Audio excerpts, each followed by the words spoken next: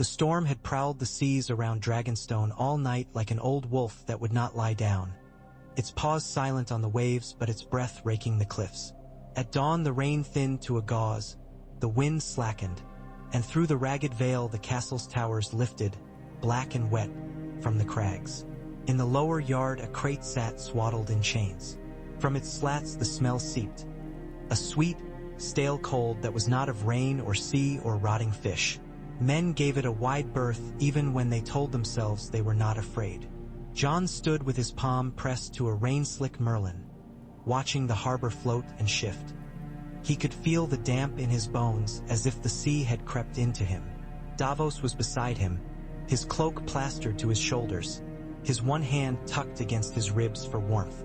Down in the yard, Sandor Clegane paced, cursed, and flicked water from the edge of his blade. Drogon's shadow cut across the stones and was gone. "You've the face of a man walking to a gallows he built himself," Davos said. "It isn't a gallows," Jon said, unconvincing even to his own ear. "It's the realm." "Aye," Davos said. "And the realm's a gallows that tends to hang the honest first." Behind them Boots squelched and Tyrion Lannister appeared in damp velvet, his hair plastered to his brow in dark curls. He held no cloak, as if the storm had failed to notice him. "Cersei is prepared for us," Tyrion said without greeting. "She will show amity with one hand and a knife with the other. But we knew that yesterday and we know it now. The boats are ready. The parley is arranged. If we're to go, we go." Jon looked at the sea again, at ships bobbing like gulls, black flags limp with rain.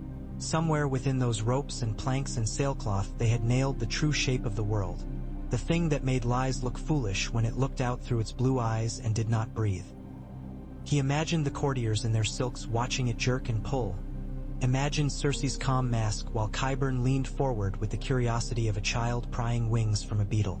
"No," Jon said. It came low and certain and, once said, seemed to have been waiting in him all along. "I won't show it to Cersei in her den while she weighs how to lie about it.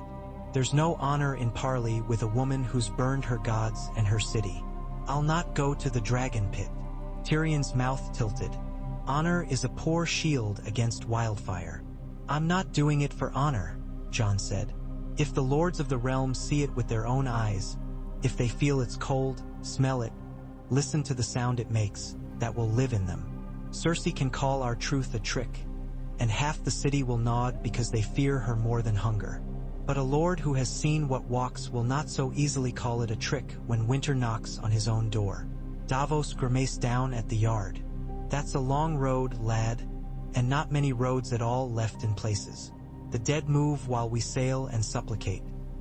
You'd haul your spectre round Westeros like a mummer's puppet while a blizzard eats the world." "I'd not go alone." Jon heard the hard breath come out of him and did not temper it. "We split our strength and our proof. We take dragons to shorten roads. We send ravens ahead. We're not supplicating, we're warning them. The Stormlands, the Reach, the Vale, Dorne, the Riverlands, even the Iron Islands. If they turn their faces away from their people after they see the truth, let them be the ones their folk curse when the cold comes down." Davos rubbed his mouth and looked away as if to hide the small grin that lifted it. "7 save us, but you'll make a lord of me yet." "He's right, imp. Your sister's no more likely to help with courtesy than with threat. 100 minor lords each with 10 stubborn banners might be worth more than one queen with a blade behind her back. Half of those lords will be dead if the wall falls tomorrow," Tyrion said. He did not say it cruelly. He said it like a man tasting water for poison. "And dragons are not carriages. They do not bear their riders where those riders wish merely because we are bleak and determined with excellent chins. This plan courts disaster." Drogon keened once from the high cliff.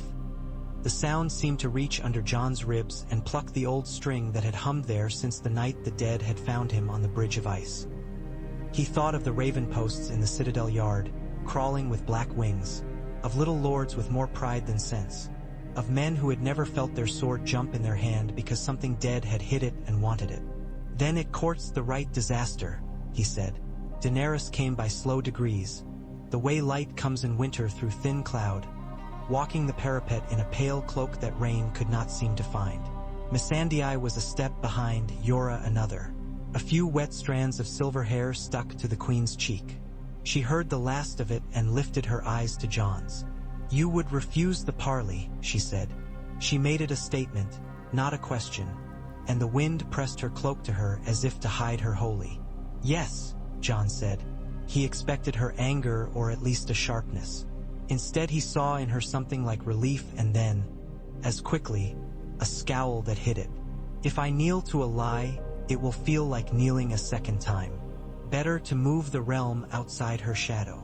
And better also to show them I am not my father," Daenerys said quietly, as if finishing a thought she'd begun before she left her rooms. "A queen who takes counsel she dislikes is not a madwoman." She put a hand on the cold stone between them. "If we do this, we must do it with speed and fury. We cannot yoke the dragons to every castle cradle. They are not horses, but they can bear us where ships would founder or weeks would pass. We carry our proof. We carry fire. We carry the truth. We will not beg." Tyrion's sigh made a small rain of droplets from his hair. "I am outnumbered by stubborn honor and vengeful. Idealism," he said. "So we had better craft this folly well. We divide our party, as you say. Lord Snow, pardon me, King in the North," he added with a curl of his lip, "takes the Wight and sails first to White Harbor.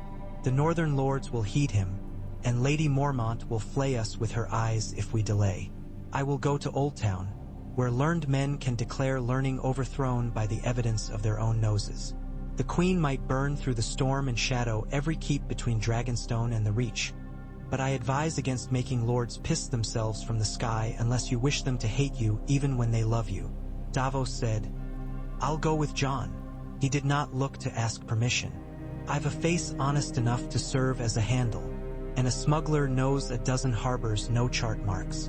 If we're to drag death like a baited bear through the south, best we come ashore quick and quiet." "Yora will go with the queen," Missandei said, not as counsel but as certainty. Yora bowed slightly. "Grey Worm can hold Dragonstone and send for the rest of the Unsullied to meet us where we make our stand. Gendry knows iron. He should go to the forges wherever we can persuade men to shape this dragonglass. He can teach their smiths, and he runs as if the ground owed him a debt." "We will need the veil," Jon said, feeling the idea take a cold root. "Jon Royce will listen if Sansa writes. The Eyrie can feed more mouths than any fortress north of Moat Cailin when the snows come thick. The Riverlands too. Harrenhal holds even if it hates its own stones." Tyrion raised a hand. "And the Lannisters? You suppose my brother will summon our house to a field and watch some ghastly half-man jolt at the end of chains until he chooses treason? He moves to the rhythm of duty and disappointment. Cersei is the drum. Jaime is not deaf," Jon said tightly. Daenerys looked between them. "We cannot waste men on the Lannisters," she said. "But if we show them and they turn away, their guilt is theirs alone. We will send a raven to Ser Jaime to meet us on the Rosby Road, beyond the city, where we open the crate on good dry earth." She looked at the yard. "Bring it up." The hound kicked the crate once and spat as men gathered to carry it. "You want it gawking and snapping its teeth at every gold-belting fool in the Seven Kingdoms?" he growled. "Then you'd best feed it stupid fingers along the way. It gnaws loud when it's hungry." "It has no hunger," Jon said, thinking of the sound it made clawing the floor, of the way it had gone first for the living throat in the snow. "Only a will to move, that we will break with chains when we must, and with fire when we will." They carried it up. It jolted and the chains sang and the sound came with it. The sound that was not voice but friction, as if winter itself learned to curse through a mouth full of ice. Men flinched and crossed themselves, and Sandor barked a laugh that had no mirth. Daenerys watched it come and did not step back, though her body longed to. Jon watched her not stepping and recognized the stubbornness in it as kin to his own. The storms held a little longer and then fled. The galleys nosed from the harbor with shields upturned on their rails. Drogon rose once, twice, 3 times, and on the third he did not come back. He hung as a black cut beneath the clouds and then was only a dot and then was gone. Regal followed in a lazy arc, green shadow to black. It was as if the world took a breath. Wight Harbor rose clean from the gray sea, its great lighthouse a pale horn. Wyman Manderley hobbled to the quay wrapped in white furs, his big face blotchy with cold and eagerness. Lady Lyanna Mormont stood at his elbow like a small statue carved in hard wood. Behind them banners stirred and fell. The wind raced off the water and made the alder trees clap their leaves. John watched the crowd as they hauled the crate to the flagstones. He saw men who had fought at the Bastards' winter and men who'd buried children in spring when spring meant nothing. He saw boys with fingers red beneath their mittens and old women with hoods pulled down so low that their faces were shadows. He saw fear like a cup passed from hand to hand with no one wanting a long sip. He nodded once to Davos. Davos handed him the bar. The hound lifted his end with a grunt and a muttered obscenity for the way the thing inside thumped and clawed. The chains grated. Someone whimpered, stifled and sharp. John's breath steamed. He set the bar, heaved, and the lid came up slow, as if winter held it down from inside. It stank. Even those who had smelled death flinched because this was not rot that the earth could handle. This was a wrongness that bent the air. Wyman Manderley's ruddy face blanched. Lyanna did not step back.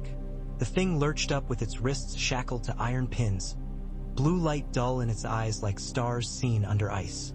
It made the grinding sound. It did not care that it had no tongue. The knights did not charge.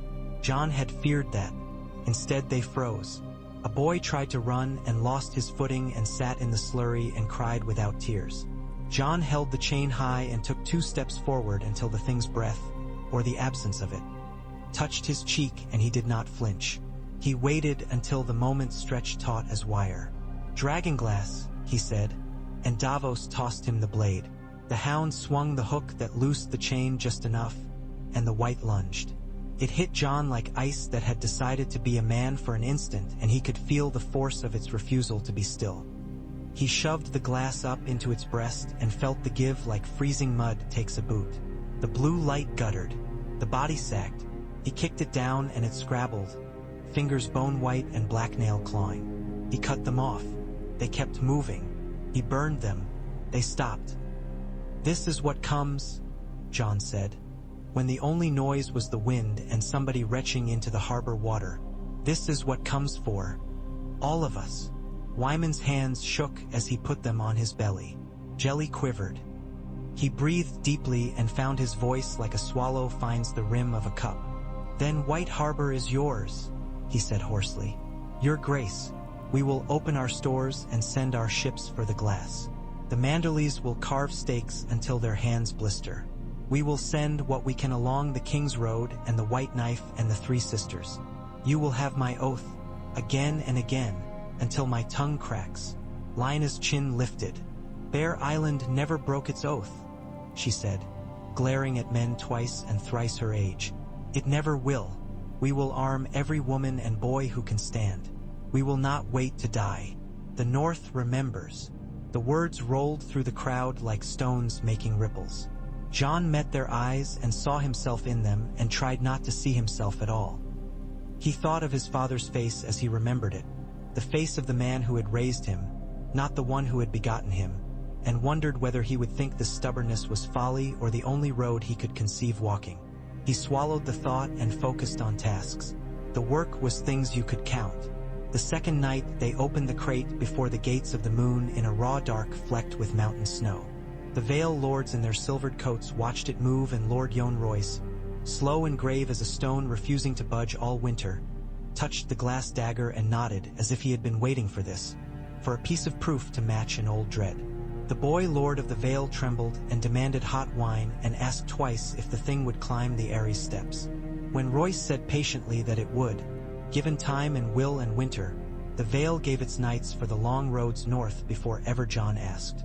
They took it to Old Town, where the high tower was a gray finger thrust into a pale sky, and they opened the crate beneath the Archmaster's vault. The worst among them sniffed and spoke of slight and freezing powders until the Wight reached for him and caught a fold of his robe, and the man screamed and the robe tore and the crowd broke as if a stone had plummeted into a flock of pigeons. Archmaester Ibroz watched with his mouth align and his eyes wet. He said afterward, very quietly, that the citadel would loose every raven in its rookery with the warning straw bound to each leg, and that he was sorry for what books could and could not do against the living winter. A boy in a rough black cloak with a half-unstitched sleeve watched with fists balled at his sides, and when John later found him outside, he said, "Sam!" And the boy swallowed half joy and half shame, and they clasped each other hard like brothers found in different rooms of a dream. Sam spoke very fast about annulments and names that were not names, and John looked into the polite winter of the citadel courtyard and felt the ground tilt under him without moving. He told no one. Not yet. The queen took the crate to Sunspear without John, because they had split, because time counted and the desert heat did not warm the thing inside. A new prince stood where no prince had lately stood, lean and cautious and ringed with banners of scorpions and suns. He watched without speaking, and when the Wight lunged at one of his guards, he stepped in and struck it with a spear made of black glass and did not flinch when it howled without a throat. He bowed to Daenerys after, shallow as a cat dips its paw in milk. He said Dorne would close its borders, train every rider to handle a blade of glass, and send what soldiers it could to the neck, where the world narrowed. He asked, as if asking whether she preferred spiced wine or sweet, whether she meant to sit the Iron Throne when the snows melted. She said she meant the living to see melting snow at all. Jaime Lannister came to the Rosby Road at dusk and saw the thing crawl and reach, and saw Jon shove the glass into it, and saw their breaths making dragon clouds around the dying thing, and he closed his eyes briefly as if someone had struck him. He put a hand where his hand wasn't, then halfway smiled at himself and uncurled the fingers of the golden one. He asked no questions. He said quietly that his sister would call it a trick and wait for the winter to gnaw at others until their bones showed through, and then she would make her move, as she had always done and would always do, because she could imagine nothing beyond her own hunger but her own fear. And then he said he would meet them at Harrenhal with as many Westerland's men as would come, and left with his cloak wet and heavy on his shoulders and the gold hand bright in the dying light. When he went, Tyrion stood very long in the hedgerow and looked at the ruts Jaime's horse left and did not speak. Euron Greyjoy took ships out on a night when the sea looked like hammered iron, and somewhere far off men began whispering about a company of sellswords with gold on their backs and no pity in their hearts. But the Ironborn who had seen the Wight on the deck of a heaving galley, who had watched it flail when they flung it onto a brazier, and had seen hair and rags and old flesh ignite and then the thing still seek flesh and staggering hunger, those men sent more longships to the north than Euron could call back with curses. Theon went with them and came back limping and bloody, and led Yara ashore with her neck marked and her laugh fierce as salt. They spat into the sea and swore to guard the narrow waters like wolves stand guard in a pass when the herd moves. Theon saw the crate opened again because he asked to, and afterward vomited neatly behind a stack of coils. He wiped his mouth on the back of his hand, nodded, and went to sharpen an axe he would never lift truly steady again. And then the ravens came, not the ordered flurry of Old Town parchment but the mad black snow of panic. Eastwatch by the sea fallen. A dragon in the sky, dead and not dead, blue fire shearing stone. The wall broke an L. Ekbred.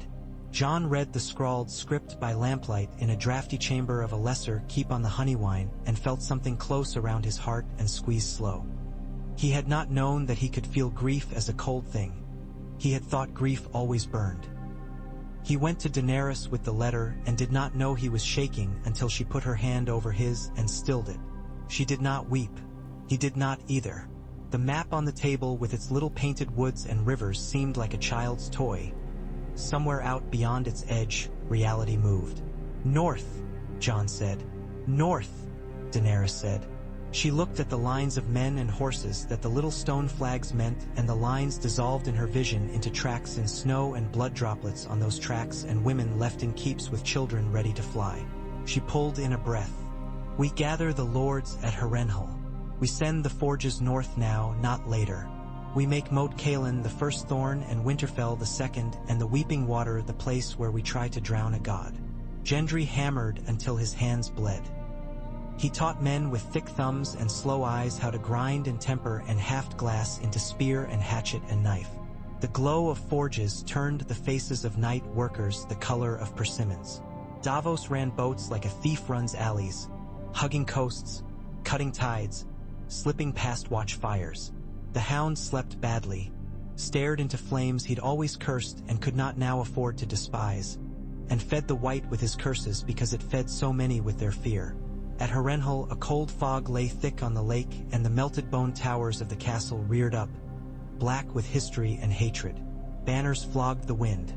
Trout and kraken, sun and spear and moon and falcon, flayed man and dire wolf and burning heart. Men argued and ate, swore and spat, and then fell silent while the thing in the crate rifled their composure and made it look like a coat they wanted to throw down and run from.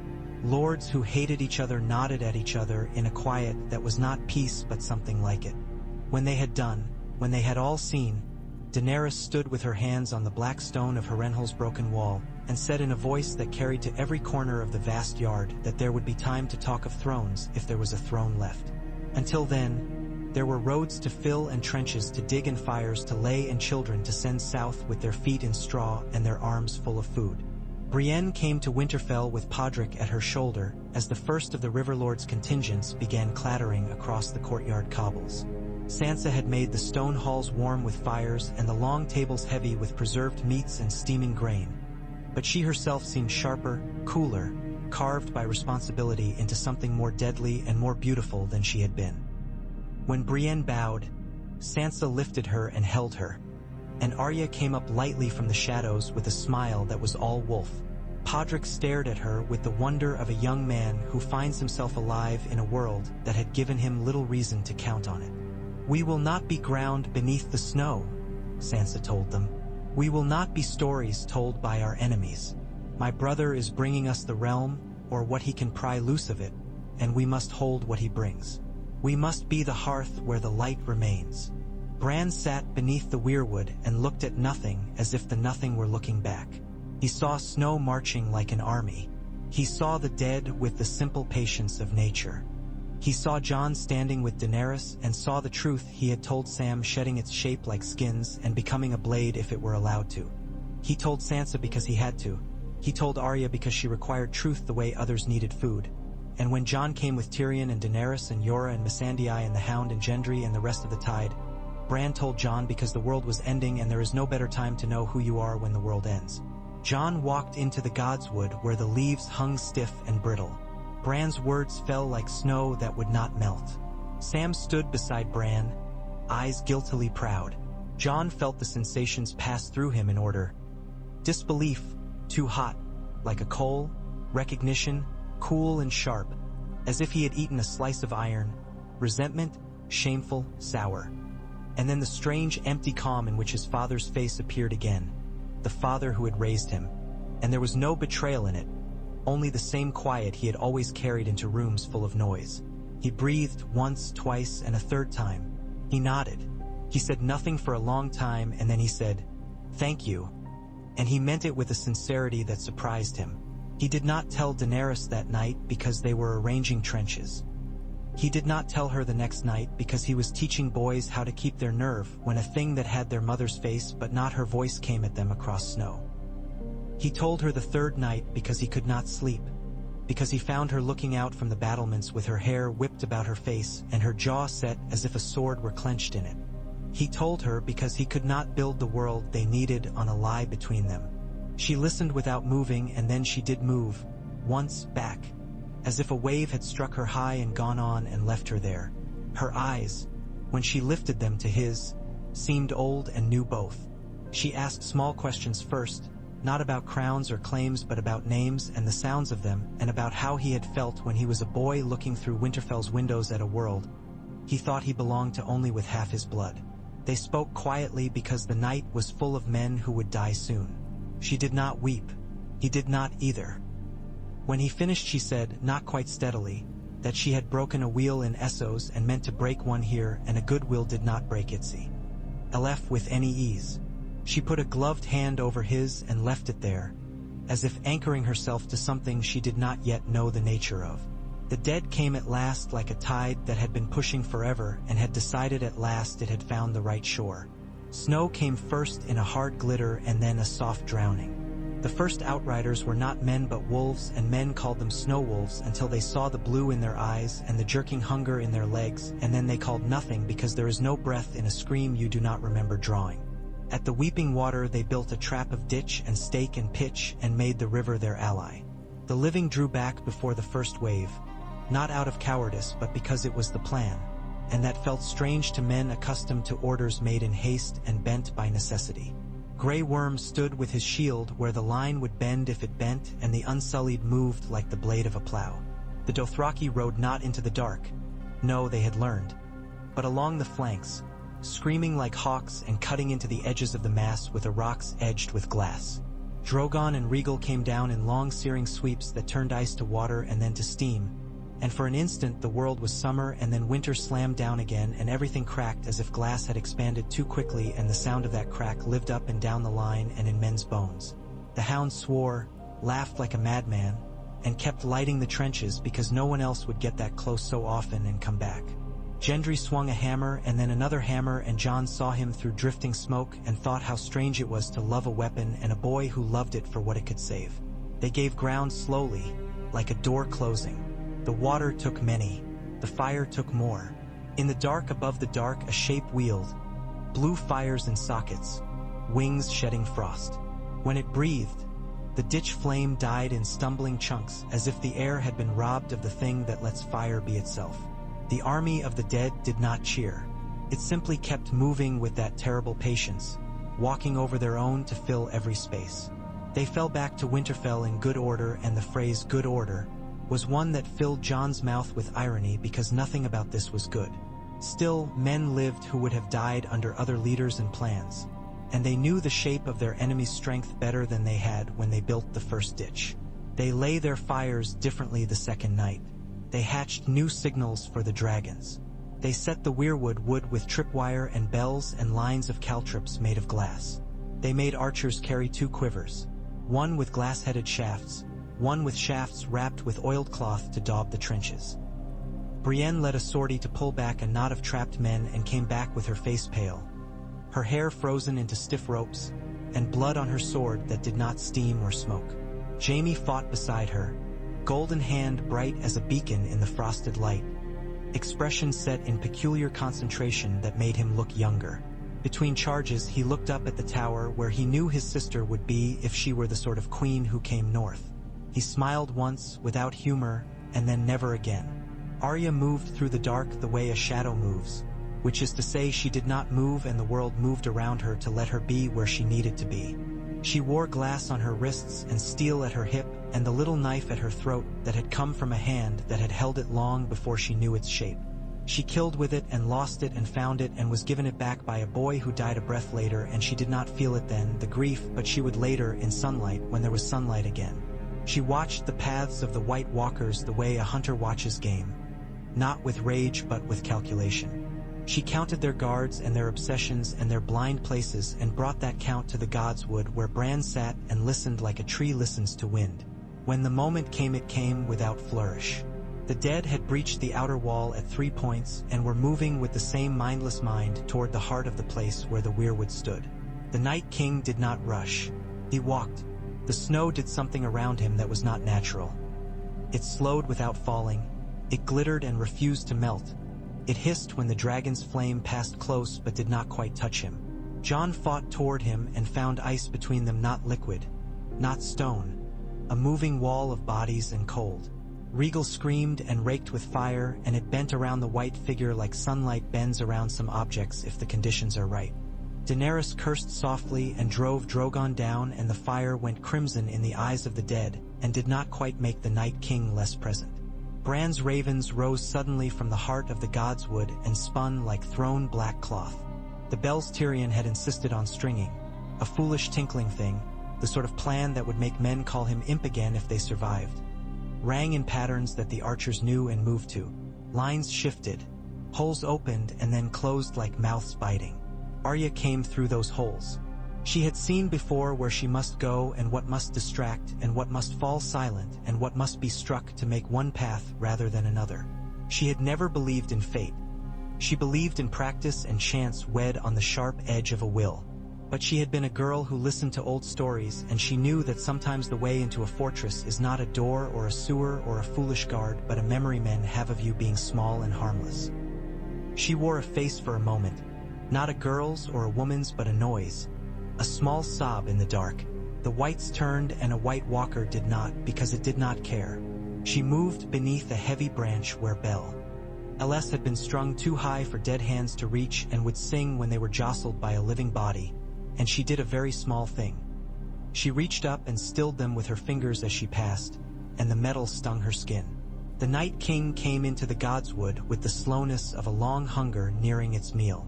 Bran watched him with the calm of a boy asleep with his head in his mother's lap, which is to say the calm that is not calm at all but a surrender to being seen and loved. The Night King drew a blade that was not iron nor glass nor anything that Jon would have named if he had had the breath to name it. Jon struck at a walker and felt the jolt up his arm like striking frozen oak. The walker shattered. The Night King did not look. Arya moved. She did not leap like a cat. That is how stories like to tell it. She planted. She pushed off. She put everything she was, girl and wolf, no one and many names, into the short whipping motion of her arm and toward the soft pale place in the thing that had once been a man's throat. He turned with a speed that did not belong to Winter. He caught her by the neck. Her feet left the ground.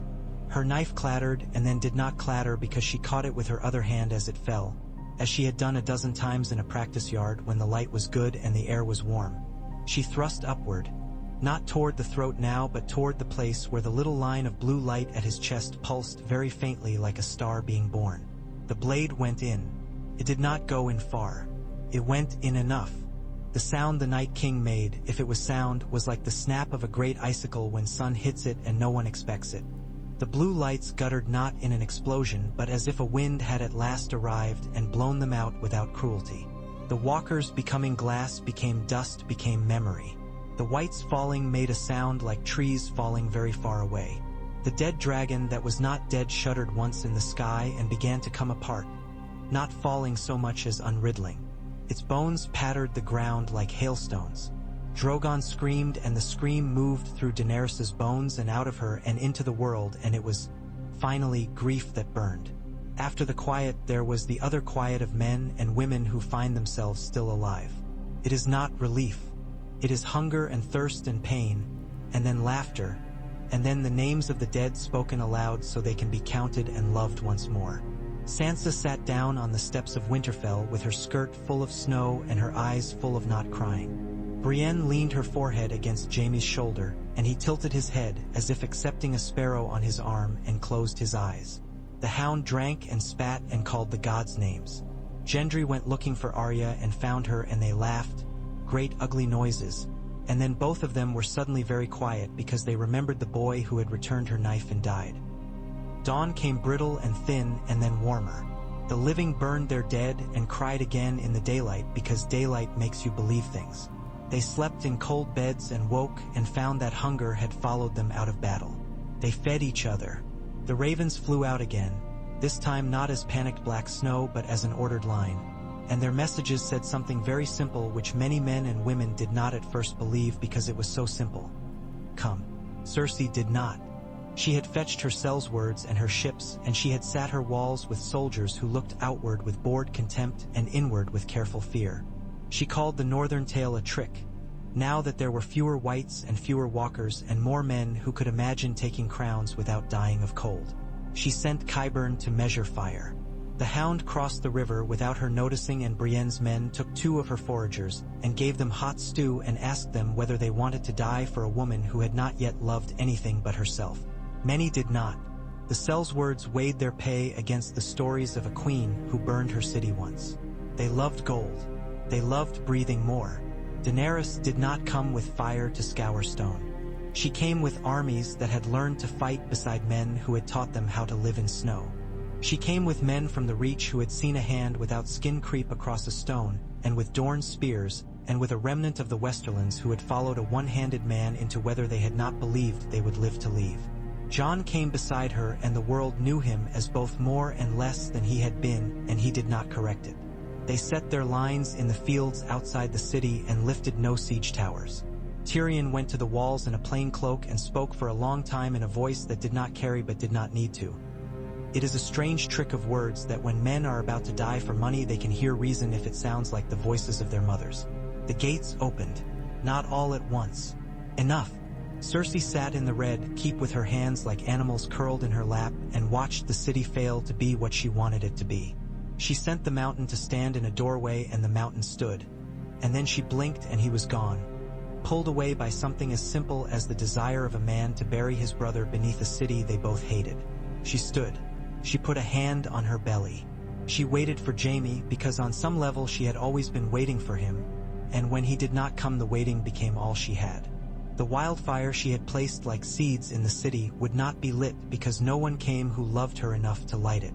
She had built a throne of knives and found that knives do not love. She yielded because there was no one left to yield for her.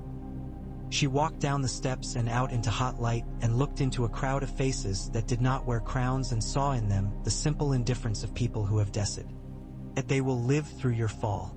Daenerys stood in the street with the dust of the city clinging to her boots. She did not smile. She did not gloat.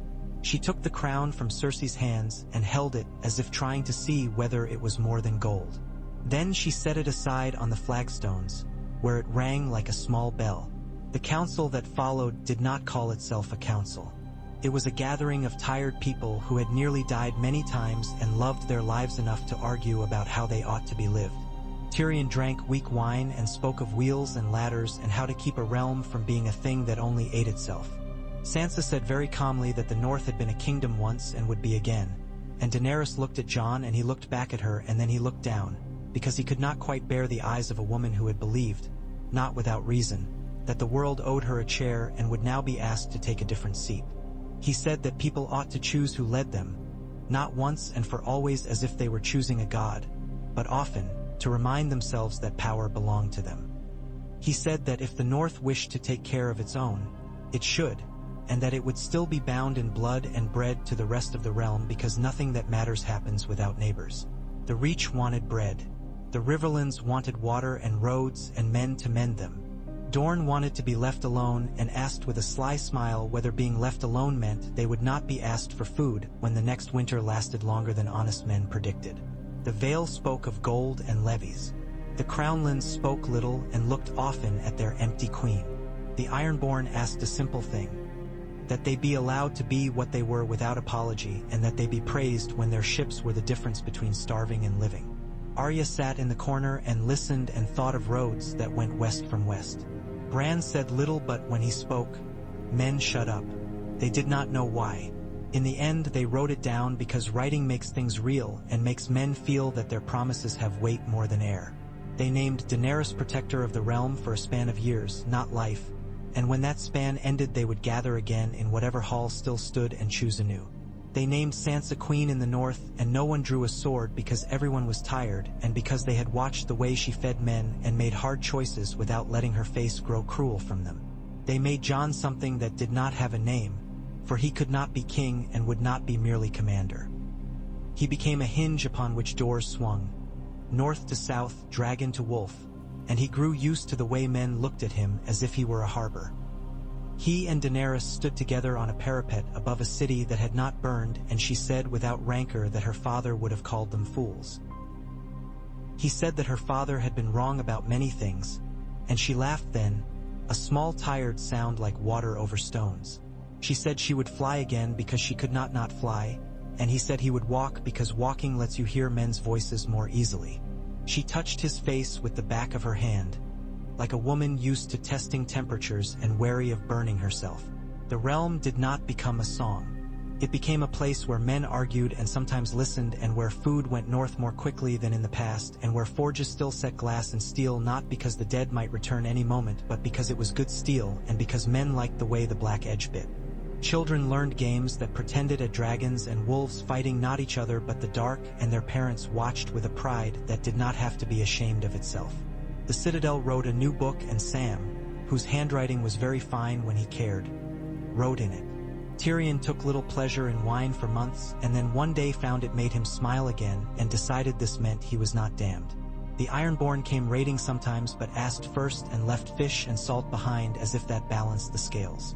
The Dothraki learned winter and liked it not at all, and some went back across the world, and no one stopped them. Missandei stood beside Daenerys and learned the names of villages and the names of midwives and the names of men who fixed wheels and hired them. Yora died on the field by the weeping water, and the queen kept his sword because she could not bear to give it to anyone else yet. And that was also written down because writing helps grief find form. Jon went often to the Godswood, as if checking that the heart tree was still there, that the red leaves still bled their color into the air. He spoke to Bran without words, and Bran spoke back when he wished and sometimes when he did not. He rode north with Tormund once the first summer came like a thin smile, and watched the places beyond the wall greening in cautious patches, like hope deciding whether to root. He buried bones they found because it seemed like a thing one ought to do. He stood on the edge of a lake that had cracked in winter where the dead had walked and now held trout again, and thought, not of thrones or names, but of the smell of wet pine. Sometimes in the night he dreamed of the Dragonpit he had not entered. He saw in dream the echoing stone, the circle of enemies, the queen in white with her brother's hand like a promise behind her. He woke each time before the crate opened, before the proof jumped and clawed and made men's throats close. He thought those dreams were his mind taking a last measure of the road he had not walked. In the morning he would walk the road he had, which led through kitchens and courtyards and stables and fields, and sometimes to rooms where the air was warm and the woman there with hair like silver would smile in a way that was not political at all. No song ended. That is the tea. Men forget when they try to make histories. There are endings, yes, but they belong to people, not to realms. The realm goes on, the way the sea does, different every day, the same always. If a man who was once a boy who thought himself a bastard stood at a window and felt the wind shift as if some old wolf on some old cliff had moved from one foot to another, that was only the world remembering what it had been. And if that man smiled, small and private, it was because he had found at last that the only gallows worth building is the one where you hang fear and shame and the careful lie that says you cannot trust people with the truth. They had brought the truth to the houses of the realm like a cup passed hand to hand. It had tasted foul. It had saved them. When winter came again, as it always must, men would bring out their glass blades not with awe but with a craftsman's affection, and they would show their sons and daughters how to cut wood and bread and rope with them before ever they showed them how to kill. And somewhere in a high room a woman with a crown she wore for a number of years and no longer would look into a brazier and see no visions at all, only coals and the honest work of keeping a fire fed. On a summer evening in the courtyard of a keep whose stones had seen more grief than feasts, Arya practiced with her knife, the small one, and felt her muscles remember the motion that had ended a winter. Gendry watched, smiling, and then not smiling because life is not only smiling. Sansa walked past with lists in her hand and a dignity that made men straighten without knowing why. Tyrion told a boy a joke so old it had moss on it and then told it in a way that made the boy laugh anyway. Davos sat on a barrel and smelled tar and salt and thought that if he died tomorrow, he would not feel cheated because he had lived to see men stop lying to themselves about what had mattered. And the queen, who had once been a girl in a house without doors, stood on a parapet and looked at the line where the sea met the sky and thought that the world was larger and kinder than she had suspected when she first came here. She did not burn the city beneath her feet. She did not break this wheel with fire. She broke it slowly, with the insistence that who sits it be decided by those who push it. She did not wear the crown to bed. She did not need to. At night, when the stars came out one by one like candles lit for the dead and then for the living, Jon would sometimes go to the yard where the crate had stood that first wet morning at Dragonstone. The place smelled of oil and iron now, not of old cold. He would stand and listen to the wind and the small noises of a castle full of sleeping people.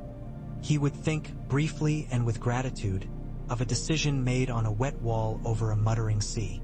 And then he would go to sleep because there would be work in the morning, and because people were alive to do it.